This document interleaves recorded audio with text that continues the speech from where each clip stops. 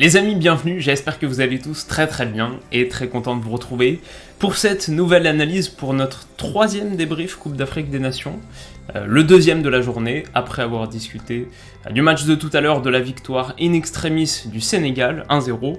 On revient ce soir sur la victoire du Maroc, acquise dans des conditions relativement similaires, un but à une dizaine de minutes du terme de Sofiane Bouffal, qui permet au Maroc de remporter un match qui a été dans l'ensemble extrêmement terne.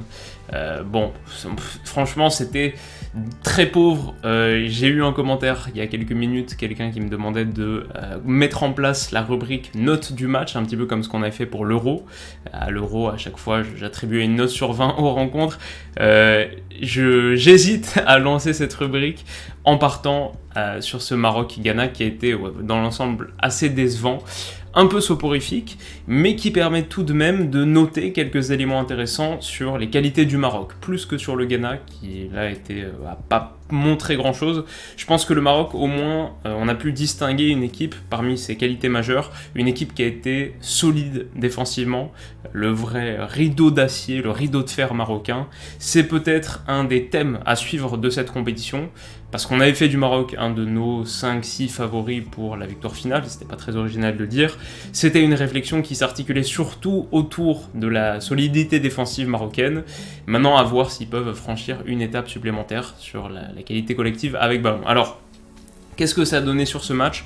Donc on avait un Maroc qui était en possession, disposé en gros dans un 4-1-4-1. Je pense que les éléments les plus intéressants, c'est cette charnière Romain Saïs, Naïef Aguerd. Juste devant eux, devant la défense, Maé, qui joue au Ferencváros. Et puis ensuite, 4-1-4-1 donc, avec l'apport sur le côté gauche de Sofiane Bouffal, qui a été un des meilleurs éléments, et d'Imran Louza, en tant que milieu relayeur un peu avancé, mais qui n'a pas été assez trouvé entre les lignes. Je pense que ça a été un des leitmotifs de ce match, un peu comme tout à l'heure le Sénégal, pas assez de joueurs trouvés entre les lignes dans des positions avancées, même si le Ghana a livré un match pas très riche et intéressant, mais avec beaucoup d'impact physique, qui a rendu les choses forcément un petit peu compliquées pour ce Maroc. Le Ghana, justement, lui, était disposé dans un 4-2-3-1 qui verrouillait pas mal la présence et les possibilités axiales. 4-2-3-1 à la base de ce 4-2-3-1 sur le tandem du milieu de terrain, Thomas Partey et Baba. Bon, c'est un Ghana qui fonctionnait beaucoup par paire. Il y a ce tandem du milieu de terrain, il y avait aussi comme solution potentielle offensive, même si on les a pas beaucoup vus, les frères Ayou, un des deux, Jordan Ayou, qui était, ou peut-être André, on va voir. Ouais, André Ayou qui était positionné en numéro 10 et Jordan Ayou en numéro 9, la doublette axiale.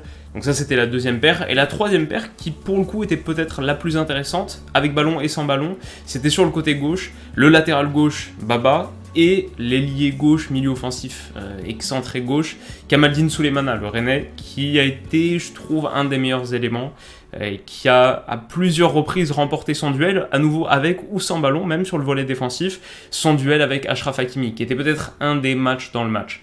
Donc voilà, ça c'est ce que le Ghana a fait relativement bien, mais dans l'ensemble, ils n'ont pas montré grand-chose et on s'est acheminé.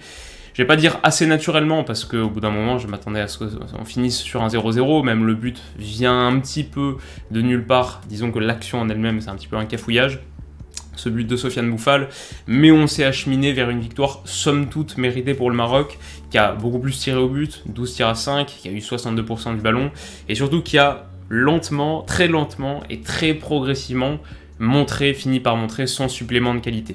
Individuellement, je pense qu'ils étaient au-dessus. Collectivement, ils ont été au-dessus sans être franchement brillants non plus.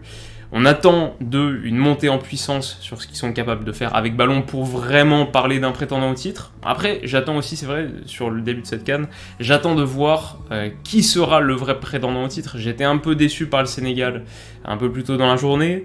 J'ai pas été hyper emballé par le Cameroun, même si j'ai bien aimé Aboubacar sur le match d'ouverture. Donc j'attends de voir l'Algérie demain. Et il y a Nigeria-Égypte aussi qui devrait nous permettre de dresser quelques conclusions supplémentaires, ou en tout cas d'avoir une petite idée sur qui est mon favori pour l'instant. Mais moi, j'ai un peu du mal à dire que ce Maroc est top 2, top 3 de la compétition, parce qu'avec ballon, il y a encore une grosse marge de progression à aller trouver, mais défensivement, il faut le dire, c'est une équipe qui a totalement éteint le Ghana. Et c'est dans la lignée en plus de ses propositions récentes. Quand on évoquait le fait qu'elle était favorite, c'était grâce à sa défense de fer.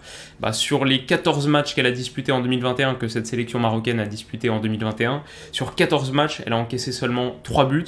Et encore 2 de ses buts, c'est contre l'Algérie sur l'Arab Cup, donc dépourvu de ses meilleurs joueurs, de ses meilleurs éléments, avec une équipe qui ne ressemble pas vraiment à celle qu'on a vue aujourd'hui, ce soir par exemple. Donc, 10 buts, un but encaissé en 10 matchs en gros en 2021, 10 vrais matchs.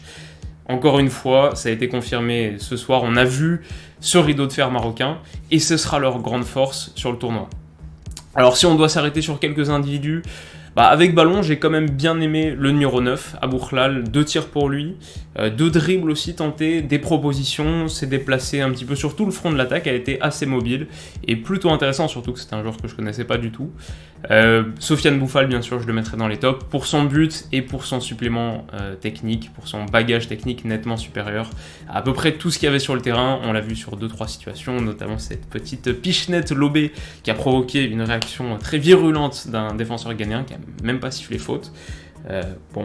Mais Sofiane Boufal pas mal, et la charnière Saïs Aguerd qui était intraitable, qui m'a beaucoup plu et que je m'attendais à voir performante, qu'il a été. Donc c'est à peu près ce que je dirais pour mon top.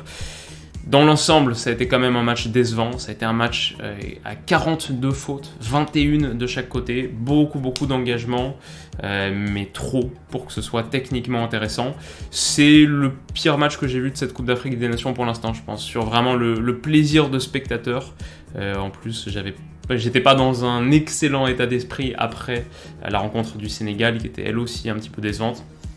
Donc voilà, on boucle cette journée de Coupe d'Afrique des Nations, sur en tout cas les 2 matchs que personnellement j'ai vus. Pas une super sensation. Si je devais mettre une note à ce match, pour sûr je mettrais en dessous de la moyenne, 6-7 sur 20, quelque chose comme ça, référence aux notes qu'on mettait à l'époque de l'Euro. Mais voilà, c'était un vrai choc, c'était un match saveur quart de finale, demi-finale de Coupe d'Afrique des Nations. Forcément on imagine pas mal de tensions.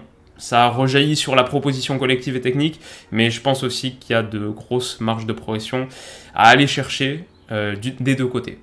Dites-moi ce que vous en avez pensé, supporters marocains, ghanéens ou autres qui ont suivi ce match de Coupe d'Afrique des Nations. Dites-moi ce que vous en avez pensé en commentaire. On se retrouve demain, j'espère, pour parler du match de l'Algérie. Normalement, ça devrait se faire. Et j'espère voir une équipe vraiment dominatrice et étincelante techniquement. J'espère voir un des favoris de cette CAN performer, nous livrer un beau match de foot. On verra ce qu'on verra. D'ici là, comme d'habitude, portez-vous bien, passez une très bonne soirée, et puis on se dit à demain. Prenez soin de vous. Bisous.